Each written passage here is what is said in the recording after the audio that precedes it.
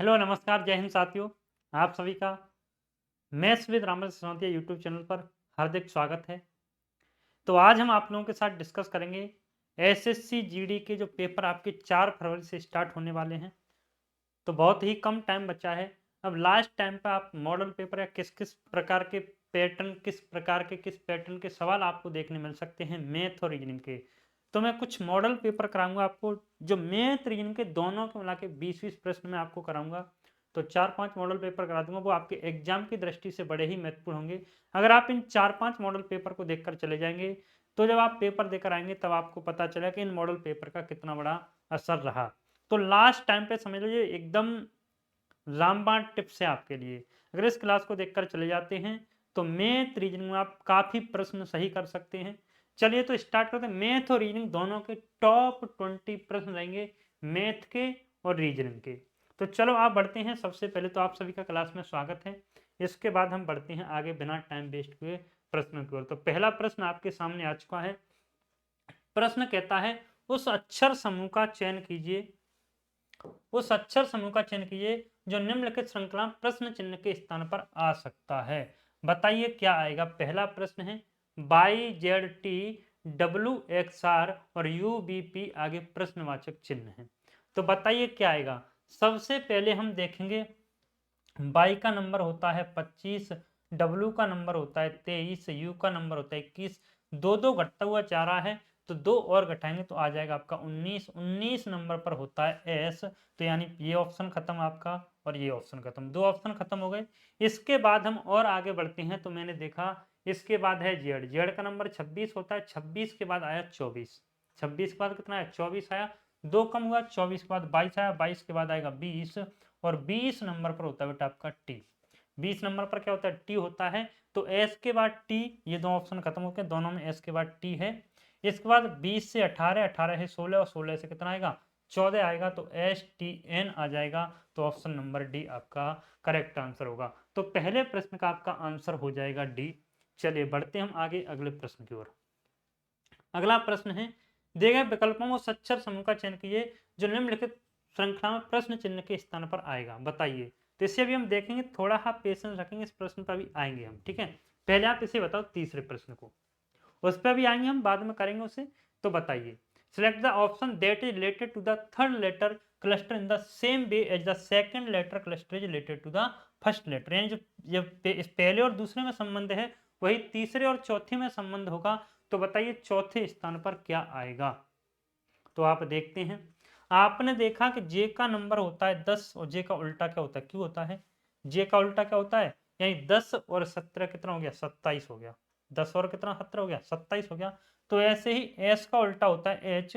S के बाद H आना चाहिए। केवल केवल ऐसा पहला ही ऑप्शन है जिसमें हम पहले ही वर्ड से पता कर सकते हैं कि एच है। चलो बाद का और चेक कर लेते हैं। आपने कहा 20 और 7 27 है गुरुजी।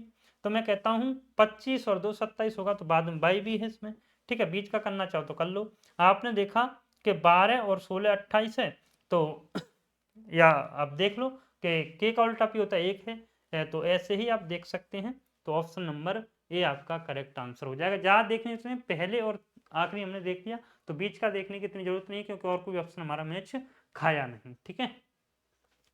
अगला प्रश्न देखेंगे और इसका आप आंसर करेंगे। गणितीय चिन्हों के उस सही संयोजन का चयन कीजिए जो चिन्हों को क्रमागत रूप से प्रतिस्थापित कर सकता है और दिए गए समीकरण को सही बना सकता है। बताइए। तो 55, 126, 14, 520, 30 और 5 ये है। तो बताना है आपको, ठीक है।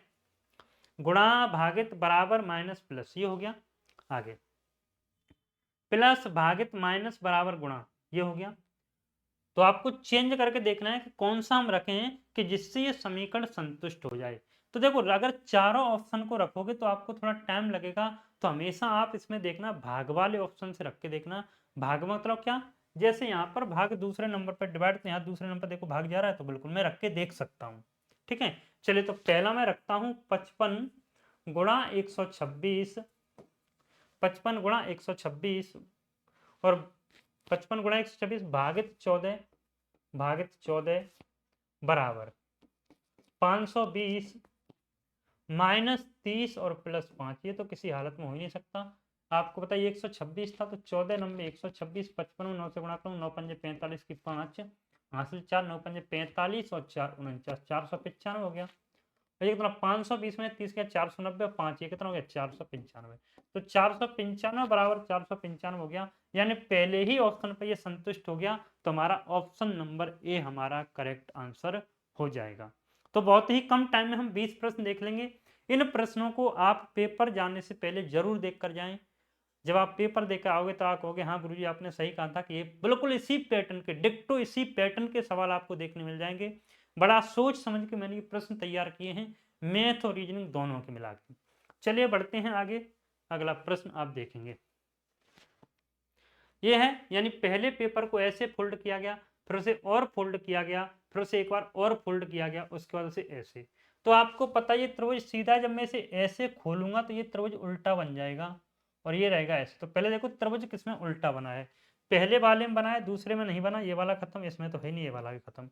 इसके बाद इसे मैं पलटूंगा तो यहाँ पे भी उल्टा त्रिभुज और ये ऊपर सीधा त्रिभुज, ये बन जाएगा। ठीक है, इसके बाद इस पूरे पैटर्न इतने को मैं पलटूंगा तो पलटो पेज को पलटने की कोशिश करें, बिल्कुल बन रहा है ऐसा ही। तो 5 नंबर प्रश्न का आंसर हो जाएगा आपका ए। 5 नंबर प्रश्न का आंसर क्या हो जाएगा, ए हो जाएगा। बढ़ते हम आगे और अगले प्रश्न का आप आंसर करेंगे। 6 नंबर प्रश्न आपसे क्या कहता है, तो 6 नंबर प्रश्न कहता है बाई प्लस 1/22 बराबर 3 है। बाई प्लस 1/22 बराबर 3 है, तो 1/22 प्लस 22 प्लस 2 का मान क्या होगा, बताइए। तो आपने देखा बाई प्लस 1/22 बराबर 3 है, यानी ये प्रश्न आता तो नहीं है बट थोड़ा बहुत कभी कभी एडवांस लेवल पूछ सकता है आपसे पेपर। आप जानते हैं कि जब भी x प्लस 1/x बराबर a होता है तो आप कह सकते हैं कि एक्स क्यूब प्लस 1/x³ बराबर होगा क्या, ए स्क्वायर सॉरी ए क्यूब माइनस के 3a। ठीक है, तो ए का मान कितना दिया है बेटा आपको, ए का मान दिया है 3, तो ए की जगह आप 3 रख दोगे, 3 का क्यूब करो कितना हो जाएगा 27 हो जाएगा, माइनस 3 गुणा 3 करोगे 3 3 9, तो 9 27 9 गया 18। तो यानी x यानी बाई 1/22 प्लस 22 इसका मान हो गया 18 और इसका मान कितना, ये दो अलग से है तो 18 और 2, जब आप इन दोनों को जोड़ोगे तो कितना आ जाएगा 20 आ जाएगा। तो 6 नंबर प्रश्न का आंसर आपका हो जाएगा सी। ठीक है, बढ़ते हैं आगे, अगला प्रश्न देखेंगे।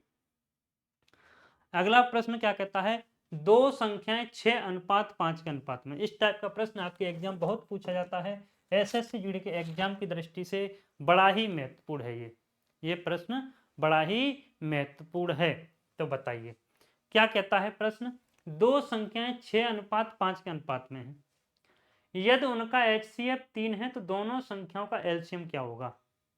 HCF कितना है, HCF कितना है 3, तो 6:5 है, 6:5।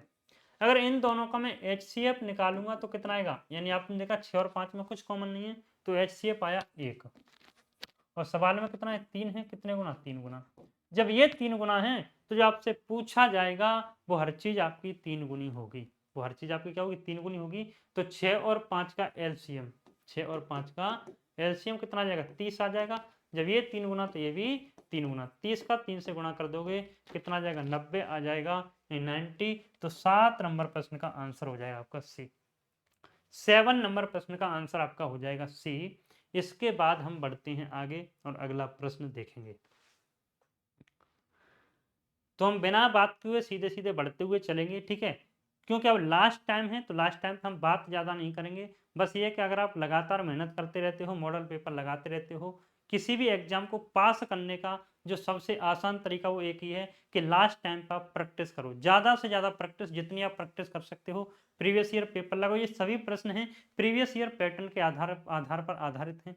बस एक एसएससी जीडी कहाँ से उठाता है वो सोर्स मैंने उठाया, वहां से इन प्रश्नों को आपके सामने लेके आया हूँ। CGL CPO MTS इनके प्रीवियस ईयर हैं, किसी न किसी पेपर के आए हुए प्रश्न ये सभी। चलिए तो बढ़ते हैं हम आगे। प्रश्न है सभी बीन बैग कुर्सियां हैं। चलिए तो सभी बीन बैग हैं, जो बीन बैग थे, बैग मान लिया मैंने, वो क्या है कुर्सी है। ठीक है, सभी बीन बैग क्या है कुर्सी मान ली मैंने। आगे क्या कहता है, सभी कुर्सियां काउच हैं। सभी कुर्सियां क्या हैं काउच हैं। तो सभी कुर्सियों को मैंने मान लिया काउच, सभी कुर्सियों को क्या मान लिया काउच मान लिया। ठीक है, सभी कुर्सियां काउच हो गया। सभी काउच सोफे हैं। सभी काउच क्या हैं, सभी काउच सोफे हैं। तो मान लेता हूं मैं सभी काउच क्या हैं सभी काउच हैं सोफे। सभी काउच क्या हैं? सोफे हैं। सभी काउच सोफे हैं। ठीक है भाई, हो गया। इसके बाद हम बढ़ते हैं और आगे बढ़े तो देखा निष्कर्ष। कुछ सोफे काउच हैं, कुछ सोफे काउच हैं। जब हम बाहर से अंदर की ओर जाते हैं तो कुछ शब्द आता है, ठीक है। कुछ सोफे काउच हैं, हो गया ये सही। कुछ काउच बीन बैग हैं। कुछ काउच क्या है? कुछ काउच बीन बैग हैं, बिल्कुल ये बात भी ठीक है।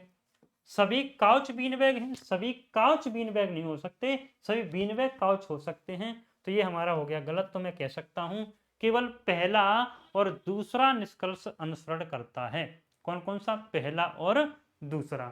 तो देखिए पहला और दूसरा अनुसरण करता है, यानी ऑप्शन नंबर बी हो जाएगा। ठीक है, बढ़ते हैं आगे। 9 नंबर सवाल देखेंगे और इसका आप आंसर करेंगे। क्या कहता है प्रश्न? ब्लड रिलेशन का बड़ा प्यारा सवाल है। एक परिवार में 6 सदस्य P, Q, R, S, T और U हैं। एक परिवार में कितने सदस्य हैं? 6 सदस्य हैं, P, Q, R, S, T और U। T P के पति का भाई है। जो T है वो क्या है? P के पति का भाई है। तो ये P हो गई, इसका ये पति हो गया और इसका ये भाई हो गया। T P के पति का भाई है। ठीक है, पहली लाइन क्लियर हुई। आगे कहता है U T की माता है। U क्या है? U माता है और किसकी? T की। ठीक है, U T की माता है। Q S और P की पुत्री है। Q क्या है? S और P की पुत्री है। तो मैं लिख लेता हूं Q है, Q है वो S और P की, तो P तो ये रही, तो S ये रहा होगा, S और P की पुत्री है। हो गया। और R की पोती है, तो R ये रही होगी, क्योंकि ये इसके दादाजी हैं, ये दादी है तो ये दादा रहे होंगे। और R की पोती, R T से किस प्रकार संबंधित है? R है T से, तो T की ये मम्मी है, मम्मी के हस्बैंड कौन हो जाएंगे? पिता हो जाएंगे। तो 9 नंबर प्रश्न का आंसर आपका आ जाएगा ए। 9 नंबर प्रश्न का आपका आंसर क्या हो जाएगा? ए आ जाएगा, यानी फादर। बढ़ते हम आगे, अगला सवाल देखेंगे। ठीक है, यदि a प्लस बी बराबर 11, ए बी बराबर 35, तो a की पावर 4 प्लस बी की पावर 4 का मान बताओ। देखो एडवांस मैथ आता नहीं, आप लोग कह रहे होंगे, बट कभी कभी ऐसे बेसिक प्रश्न पूछ लेता है। बड़ी प्रबल संभावना है अब की बार इस टाइप के प्रश्न पूछने की, क्योंकि ये बेसिक है। आप जानते हैं a प्लस बी का होल स्क्वायर तो आप जानते हैं, यानी ए स्क्वायर प्लस बी स्क्वायर और प्लस के 2ab। जब इस पूरे का वर्ग कर दिया आपने तो इधर भी तो वर्ग करोगे, तो 11 का वर्ग कितना हो जाएगा? 121 हो जाएगा। कितना हो जाएगा? 121 हो जाएगा। ठीक है, अब आपको पता है ए बी की जगह मैं 35 रखूंगा, तो 35 गुणा 2, 35 दूनी 70, 70 उधर पहुंच गया, तो ए स्क्वायर प्लस बी स्क्वायर, 70 आप घटा दोगे तो कितना बचेगा? इसमें से 51 बचेगा। अब फिर से वर्ग कर दो, तो ए की पावर 4 प्लस बी की पावर 4 प्लस 2a वर्ग और b वर्ग, 51 का वर्ग करोगे तो 50 से कितना ज्यादा? एक वर्ग है, तो 0 1 और 25 1 26, 2601 आ गया। पर अब यहाँ पे क्या करोगे? प्लस 2 गुणा 35 का वर्ग कितना? 5 पंजे 25, 3 चौके 12। ठीक है, ये तो यही रहा a4 प्लस b4। तो a4 प्लस b4 का मान निकालोगे तो आपको पता है 2601 में से जब आप 2450 घटाओगे तो 151 बचेगा, 151, यानी आप कह देंगे 10 नंबर प्रश्न का आंसर हो जाएगा ए। तो 10वें प्रश्न का आंसर क्या हो जाएगा आपका? ये हो जाएगा। स्पीड ज्यादा तो नहीं लग रही है? आप लोग स्पीड बढ़ा के देखते हैं, तो मैंने पहले से ही स्पीड बढ़ा दी, स्पीड बढ़ाने की जरूरत नहीं है। तो वही 20 से 25 मिनट में हम 20 प्रश्न डिस्कस कर लेंगे आप लोगों के साथ, क्योंकि आपको पता है एग्जाम में भी तो आपको यही स्पीड चाहिए मैथ रीजनिंग में। तो इसी स्पीड से आप देखेंगे जो एग्जाम में स्पीड चाहिए उसी स्पीड से हम प्रश्नों को कर रहे हैं, क्योंकि आप जानते हैं आपके सामने 20 प्रश्न मैथ के रहेंगे, 20 रीजनिंग के रहेंगे, 20 जीएस के रहेंगे, 20 हिंदी या इंग्लिश के रहेंगे। टोटल मिलाकर 80 प्रश्न, आपके पास टाइम रहेगा 60 मिनट, जिसमें से आप हिंदी को कर दोगे लगभग 5 मिनट में, जीएस को भी 5 मिनट में। ठीक है, चलो मैं इन दोनों की 15 मिनट काट देता हूं। तो मैथ रीजनिंग के लिए आपके पास कम से कम आपको 45 मिनट बचा के चलना चाहिए, तभी आप लोग कर सकेंगे। 45 नहीं तो 40 मिनट तो बचा के चलेंगे चलेंगे। ठीक है,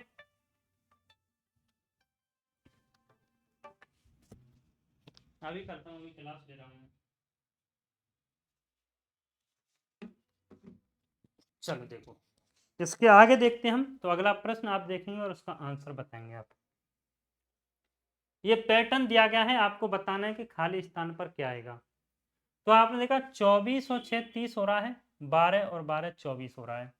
चलो नहीं बनी व्यवस्था, क्या करते हैं, 24 का अगर हम 6 से गुणा करते हैं तो 24 छक्के 144, और 12 का 12 से गुणा करते हैं तो ये भी 144 हो गया 144।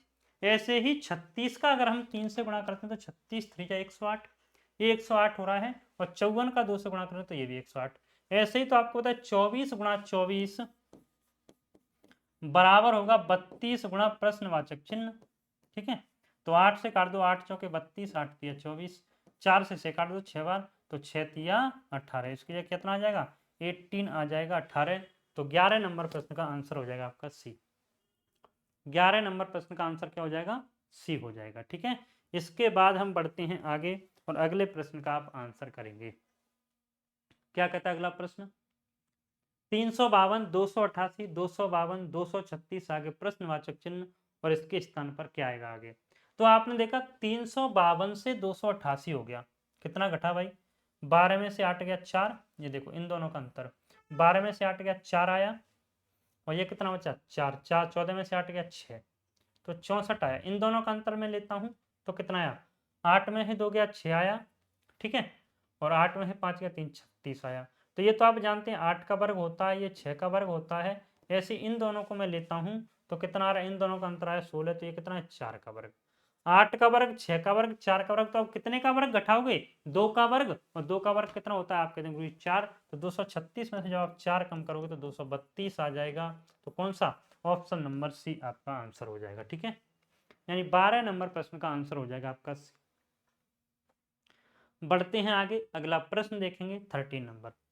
क्या कहता है प्रश्न, देखिए और बताइए।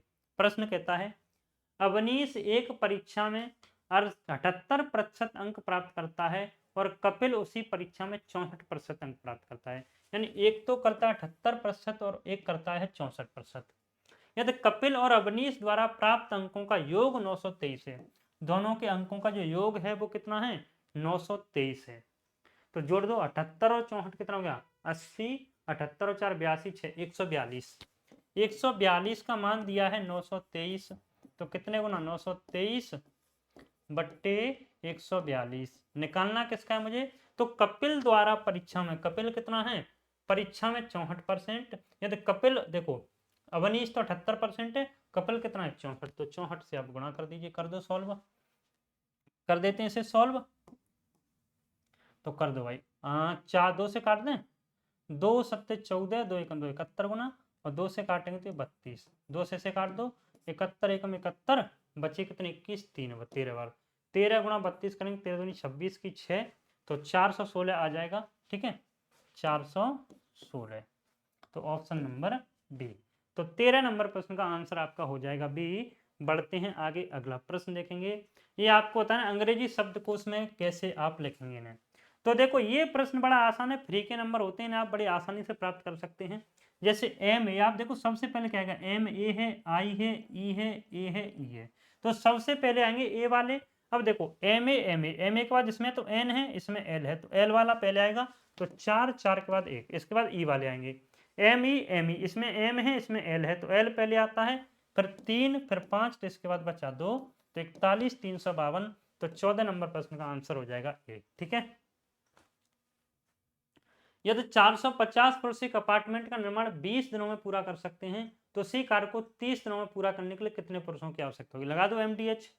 450 पुरुष कितने दिनों में, 450 पुरुष कर रहे हैं 20 दिनों में, तो उसी कार्य को 30 दिनों में पूरा करने के लिए कितने पुरुषों की आवश्यकता होगी।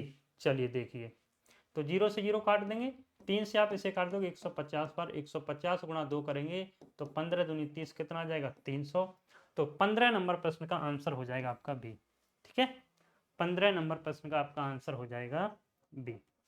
बढ़ते हैं आगे, अगला सवाल देखेंगे 16 नंबर प्रश्न क्या कहता है। एक निश्चित राशि पर यह 2 वर्ष के लिए 14% वार्षिक दर से साधारण ब्याज पर समान राशि 5 वर्ष के लिए साधारण ब्याज से 4200 रुपए कम है। यानी 3 वर्ष और 5 वर्ष की जो ब्याज है उसमें जो अंतर है वो कितना दिया है, 4200 रुपए का दिया है। ये तो 3 वर्ष और 5 वर्ष, तो कितने वर्ष का अंतर हो गया, आप कहते हैं गुरु जी 2 वर्ष का अंतर हो गया। कितने वर्ष का अंतर हो गया, 2 वर्ष का अंतर हो गया। 1 वर्ष का ब्याज 14% है, तो 2 वर्ष का कितना हो जाएगा, आप कह देंगे 28% हो जाएगा। 28 का मान 4200 है, 14 दूनी 28, 14 तिया 42, 300 गुना 2 से 6 काट दो 150।